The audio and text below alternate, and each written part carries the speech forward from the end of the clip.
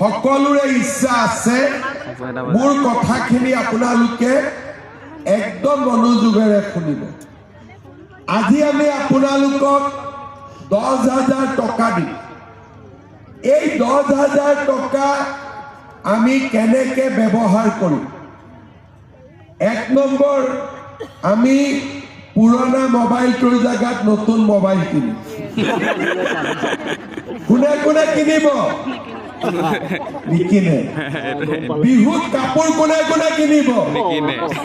নিকিনে। ধুনীয়া ধুনীয়া কাপোৰ পিন্ধি আছে, সকলোৱে ইমান ধুনীয়া কাপোৰ পিন্ধি আহিছে। এতিয়া এই 10,000 টকালৈ আমি 3 ধৰণে টকাটো খৰচ কৰিম। প্ৰথম, আমাৰ গ্ৰুপটোত আমি এই 10,000 টকা জমা দিম।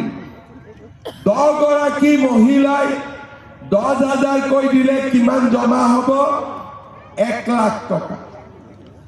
গ্ৰুপৰ যিগৰাকী মহিলাই কাম কৰিব খোজে 25,000 লৈকে লোন দিয়ক।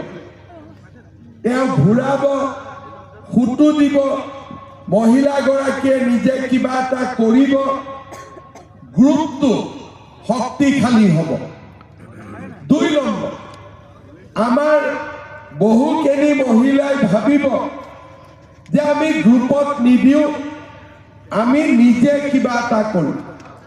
কোনো আপত্তি নাই, আপোনালোকে ছাগলী কিনক, গাহৰি কিনক, গাই গৰু কিনক, হালৰ বাবে সূতা কিনক, মৌ-মাখি পালন কৰক, পিঠা পনাৰ ব্যৱসায় কৰক, যি মনত